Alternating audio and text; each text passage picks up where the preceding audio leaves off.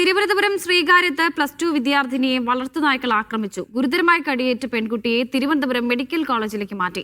പെൺകുട്ടിയുടെ പിതാവ് നൽകിയ പരാതിയിൽ നായകളുടെ ഉടമയ്ക്കെതിരെ പോലീസിൽ പെൺകുട്ടിയുടെ പിതാവ് പരാതി നൽകി. സ്കൂൾ വിട്ട് മടങ്ങുമ്പോഴായിരുന്നു +2 വിദ്യാർത്ഥിനിക്ക് നേരെ വളർത്തുനായ്ക്കളുടെ ആക്രമണം. മൺവിള സ്വദേശി മനോജ് ആശ ദമ്പതികളുടെ മകൾ അന്ന മരിയയ്ക്കാണ് ഗുരുതരമായി കടിയേറ്റത്. കാലിൽ സാരമായി പരിക്കേറ്റ പെൺകുട്ടിയെ തിരുവനന്തപുരം മെഡിക്കൽ കോളേജിലേക്ക് മാറ്റി. ഈ 2 പട്ടികൾ നാക്കെല്ലാം ഇങ്ങനെ പുറത്തിട്ടിട്ട് ഇങ്ങനെ അടുത്തോട്ട് വരുമായിരുന്നു. പെട്ടെന്ന് ഒരു പട്ടി വന്ന എൻ്റെ ഫ്രണ്ട് ഉണ്ട്, അവളുടെ തലയിൽ മുടിയിൽ പിടിച്ച്, അപ്പോൾ അവൾ ബാഗിട്ട് അടിച്ച്.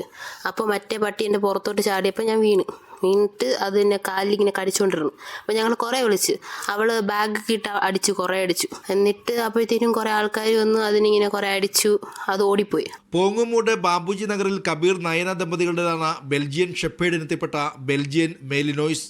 നായ്ക്കളെ ഉടമ അലക്ഷ്യമായി അഴിച്ചുവിട്ടുവെന്നാരോപിച്ച് കുട്ടിയുടെ പിതാവ് ശ്രീകാര്യം പോലീസിൽ പരാതി നൽകി.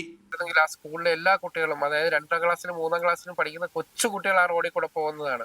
ആ കുട്ടികളെങ്ങാനുമായിരുന്നു ഈ പട്ടി പിടിച്ചിരുന്നെങ്കിൽ പല കഷണങ്ങളായി പോയനെ. പ്രൈമറി തലം മുതൽ കൊച്ചുകുട്ടികൾ കടന്നു പോകുന്ന വഴിയിലുണ്ടായ സംഭവത്തിൽ നാട്ടുകാരും രോഷത്തിലാണ്. മീഡിയ 1 തിരുവനന്തപുരം.